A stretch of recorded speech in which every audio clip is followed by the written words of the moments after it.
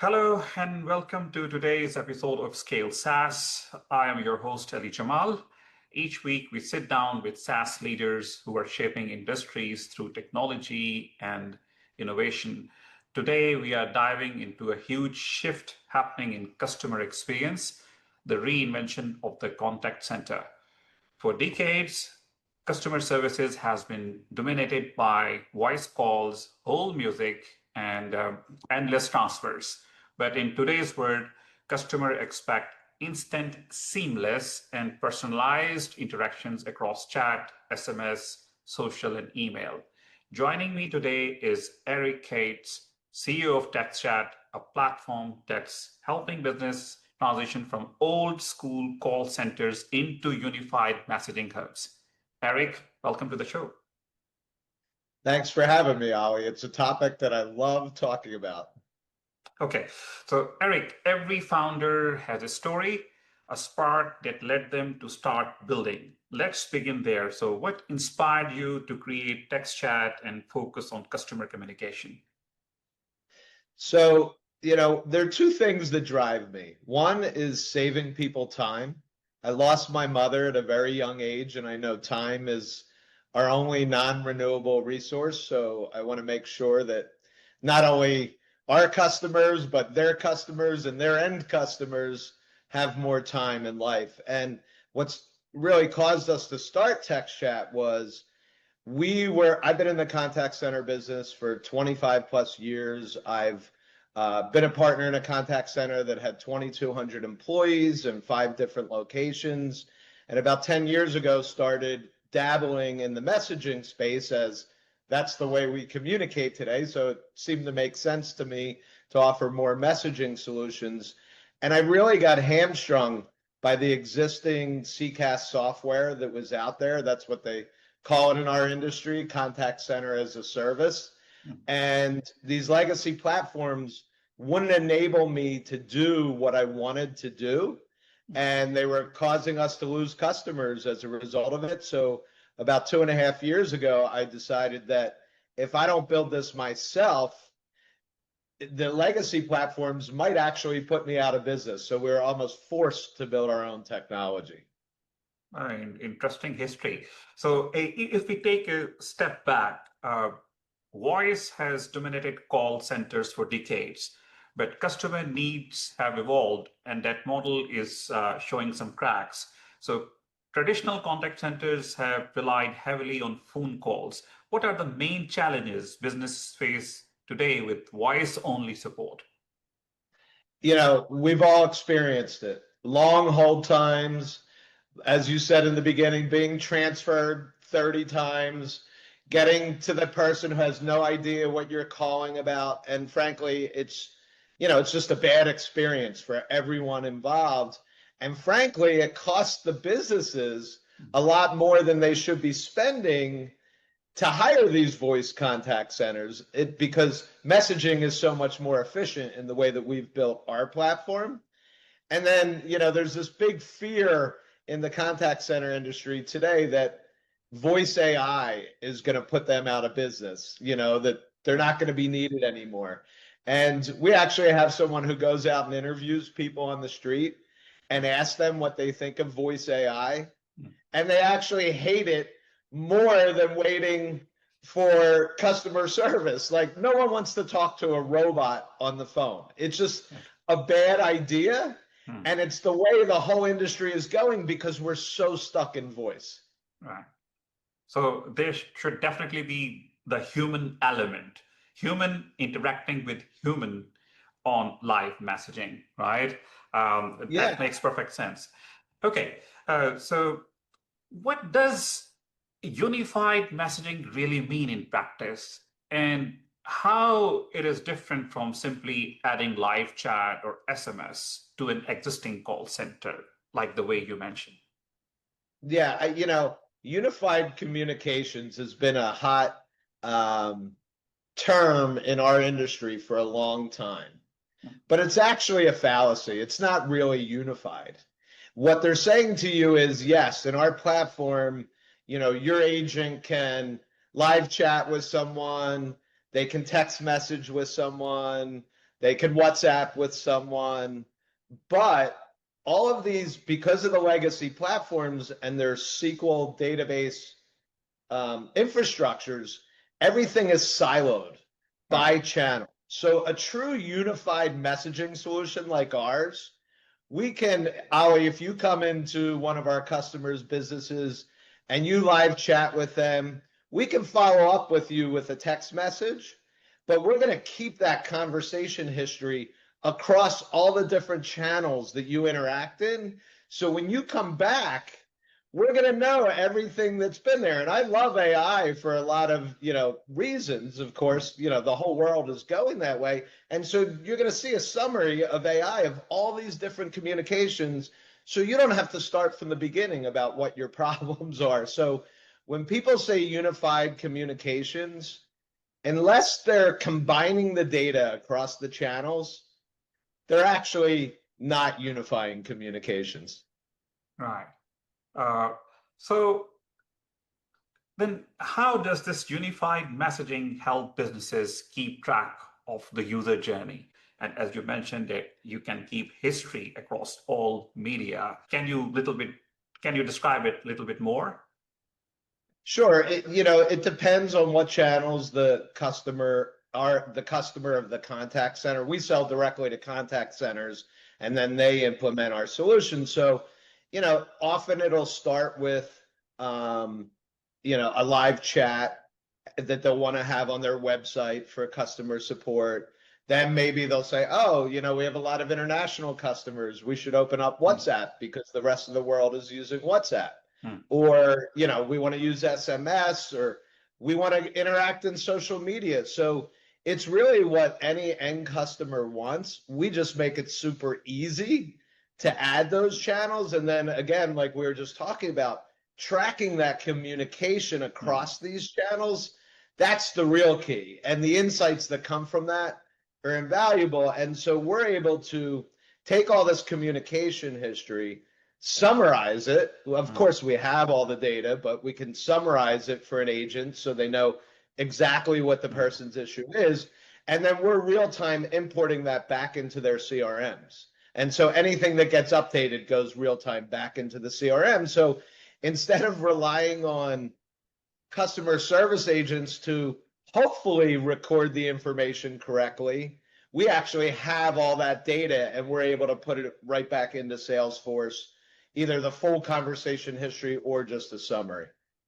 Right. Let's talk about the result. Theory is great, but impact is what really matters. Which industries or businesses are seeing the biggest benefits from unified messaging? So for us, we started in higher education. We, about 10 years ago, I taught higher education how if they added a live chat on their website, that is the best point in time to speak with a prospective student because they've come down the funnel and they've landed on their website. So why wouldn't you want to talk to them and book an appointment with an admissions advisor right then and there? But then we've added all kinds of other capabilities where, based on different parts of the student enrollment process, we're sending out text messages to those students. But the difference is a lot of companies are doing text messaging, but it's only one way. It's just an automated reminder. We open up two-way communication in all these channels. So, yes, we've started in higher education, but as we all know, customer service basically sucks in every industry. And if they would implement these practices that we're using in higher ed across retail, finance, cellular, everything, not only will the businesses save tons of money, the contact centers, the BPO contact centers, actually make more money. Right. Because in our model, we enable one agent to do the work of 20 agents, as opposed to being stuck on one voice phone call at a time. Our agents can be working on 2 or 3 different customers at a time in our platform. I couldn't agree more. It improves operational efficiency 10x easily, Easily. And then you add in, AI can have part of the conversation. And to get an intelligent AI message on your phone is a lot better than talking to a robot, but there's always going to be that human element. And I'm not even saying that voice needs to go away. What I'm saying is use messaging to make voice more efficient. Use messaging to set the appointment to speak to someone that you need to speak to, especially you come from the finance world. Like you need to talk to an advisor at some point, but don't have a million outbound phone calls that don't get picked up. Don't have someone call in and wait for 30, 40 minutes and waste their time. Use messaging to get to the phone call and don't have an AI robot on the end of the phone call. This is very insightful. Could you share a success story where a company transformed its customer experience by adopting TextChat, maybe faster response time, higher conversion rate, or improved satisfaction score? I have a great one, and it's even a very recent one, where the CFO of a client was sold by a voice AI company that it's in the higher education space, that high school students are willing to talk to AI. They touted that they did a survey and they asked high school students, would you be willing to talk to AI? And of course, on a survey, a high school student's going to say, yeah, I'll talk to AI. I like AI. It's cool. It's new. Well, the CFO of the company fired their entire outbound voice contact center and implemented this voice AI solution. And what happened was high school students didn't want to talk to a robot. The average call length was 22 seconds. Meaning that no one stayed on the phone. The only people that stayed on the phone with the voice AI were people trying to play with it and break it because they were just, trying to have fun with it, but they weren't actually serious. And what happened? They destroyed their fall enrollment class. So they came to me and they said, Eric, you need to save what we're doing like immediately. We have no enrollments, et cetera. So we implemented a 14 touch point outbound text message to those students that they're sitting in there, this huge list of people that are interested that never had a conversation with anyone. And we texted them 3 times with follow-up texts and had agents there 24, or the call center had agents there 24/7 to respond to these students. Well, guess what happened? We tripled the amount of appointments that they had versus what they had in their funnel. And this was in a matter of 2.5 weeks. We tripled the amount of incoming student appointments that they had. When you do messaging, the CSAT scores go through the roof. If you've ever had the experience to use messaging for a customer support function, you're thrilled to death that you don't have to sit and wait on the phone. And, I've done it a couple of times, a couple of forward-thinking businesses, very few, but the couple that have done it, I've given them 10s across the board. So it's, the data shows that CSAT, which is customer satisfaction, goes through the roof when you use messaging. It's cheaper, it's more efficient, customers are happier, yet no one's doing it, in the US, and it's, pretty slow adoption. And that's really because of the legacy platforms have these contact centers stuck in the mud. Is it because of the lack of education, customer service, customer contact centers, they're not educated about it, or, they don't have an insight, they just want to stick with the legacy network? Why there is low adoption? It's a combination of 2 things. The first is the legacy platforms that they're using. These platforms were built 20, 30 years ago. They're voice-centric. They're built on SQL databases. And when they've added messaging to their platforms, it's always been an afterthought. Like, okay, we need a messaging, so it's not their key core expertise. Or they've acquired someone, what I like to call the Frankenstack, where they put these things on top of their voice platform, but they never operate the way that they need to be. And the other thing is they're all built on SQL databases. And in the AI world, we need unstructured data to benefit from everything that AI has. And then they're stuck in these long-term expensive contracts too. And so not only are they stuck with their software, but also they don't know how to sell it. They Right. don't know how to implement it because their vendor is going to charge them $50,000 before they even know what they're doing to add this onto their stack. And so we're just stuck. And, that's my mission to say, look, there's a better way. And these companies charge huge per seat fees that you're locked into, whether you use these seats or not. We don't charge any per seat fees. You could have 5,000 agents on my platform and pay the same thing. Right. So now we know about your company, your unique value proposition. Let's talk about the compliance part as well, because it is equally important.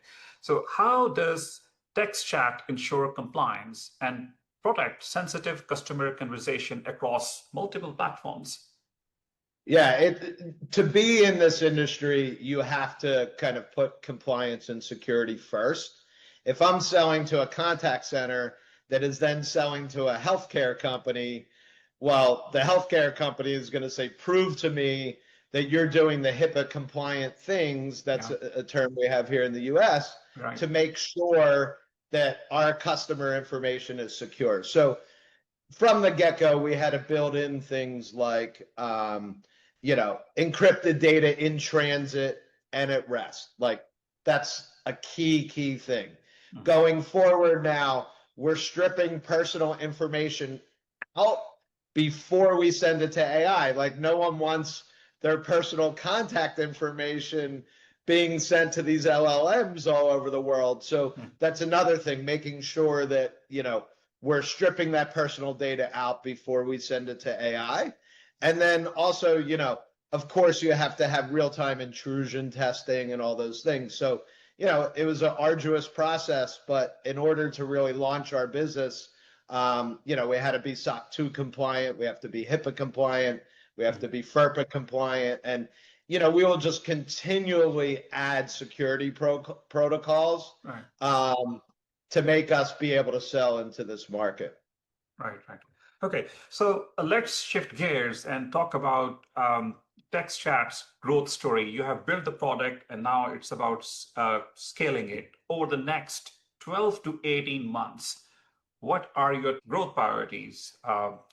Where do you see yourself in 12 to 18 months' time? Yeah, so I see us having a marketing machine. Today it's just not good enough to hire some salespeople and have them start cold calling. You need to do things like podcasts, and you need to create content. We're in the process now of building our content machine. And then, of course, you need to distribute this content through the different social platforms where your customers are. We're fortunate that most of our customers are on LinkedIn. So that is good. Obviously, a huge source of new business for us is through LinkedIn outreach, through LinkedIn posting. I had a couple of posts last week that had generated 4 inbound leads for me. So, I have one come in today. I posted something about WhatsApp and someone called and said, I want to send a WhatsApp message to a few 100,000 people. Can we do that on your platform? And I said, sure. So, I think really, yes, you have to build a sales team. You have to produce a ton of content that's relevant. You can't talk about, what's so great about yourself. You really have to teach people something. And the one thing that we're able to teach people is we can teach you from going from, getting maybe $21 an hour for an agent in that seat, how to have that same agent make you $56 to $100 an hour with messaging. So that's a big part of our story, to show contact centers how they can make more revenue per agent without a big upfront expense and additional software. Right. Okay. So how do you see the contact center evolving in the next 5 years? Will, as you mentioned, unified messaging become the new standard? I hope it does. And really not just for myself, but in terms of saving people time across the world. Like I said, we have a social media person going out and asking people on the street how they feel about customer service, and no one likes customer service in this country. Like, everyone has an experience that has been extremely painful, and there's no reason for it. The reason that we're stuck in it is this legacy software. So one of my favorite business books is called The Innovator's Dilemma by Clayton Christensen. He's a Harvard Business School professor who passed away a couple years ago. And it's a very famous book, and it talks about how industries have changed over time. So I pray that in 5 years, more contact centers are using messaging. I think it's, to change the way people do things is very difficult. So it's going to take a lot of education on my part. And fortunately, I can show these contact centers how they can make a lot more money if they start talking to their customers about messaging, but they don't even know how to sell it to their customers yet. So I have to teach them how to sell it first and foremost, and I'm willing to do that for any software company, or any contact center that wants to use our software. I'm willing to sit in on sales calls with them and show them all the things that we've implemented for our customers when we were using the software internally. Right. And so for leaders listening right now, what is the biggest mistake companies make when they're trying to modernize their contact center? You have got a lot of insight. Look, when I talk to contact center owners, I ask them, why aren't you doing messaging? And I hear the same thing over, because we don't know how, because we're stuck in like a bunch of lame excuses, essentially. And then they're stuck in their legacy software platforms. They have these long-term contracts. So they can't get out of them. And these platforms can't really do what's needed to be done to make messaging efficient. They'd have to spend hundreds and hundreds of thousands of dollars with their providers that at the end of the day actually can't even do it. They'll tell them they can, but they'll give them this clues together type solution. So, you have to start thinking outside the box and just start thinking about people. Like, what do we want? We want a message to set up an appointment. We don't want to sit on hold. Give the end customers what they want. Add a little higher level mission in what you do as a business owner in saving people time and making things more efficient, instead of just being lazy and sticking with the status quo. So, there's always going to be those early adopters like me, but clearly the world wants to message. And if you look at how big WhatsApp is for businesses around the world, hopefully it's going to be slow, but hopefully 5 years from now, to your point, there will be a lot more messaging for customer support. Right. So Eric, this has been a fascinating conversation. Lots of insight here for businesses at every stage. How can people learn more about TextChat and connect with you? Are you more active on LinkedIn? Yeah, anyone can reach out to me on LinkedIn. My name's Eric Kades, Kades. They can email me at eric@textchat.com. They can go to our website and fill out a form, textchat.com. And, really very passionate about getting people to realize that voice is not the answer. Voice AI is not the answer. Voice with a human is fine, but make it efficient to speak with that human via messaging. Don't put us on hold and switch us around 5 times in, customer service hell is really what it is now. Right. So I really enjoyed learning about TextChat journey and your vision for unified messaging. Eric, thank you so much for joining us. And for our listeners, if you enjoyed this discussion, make sure to subscribe and share it with a colleague exploring customer experience innovation. Thank you, Eric. It was great to be here. So until next time.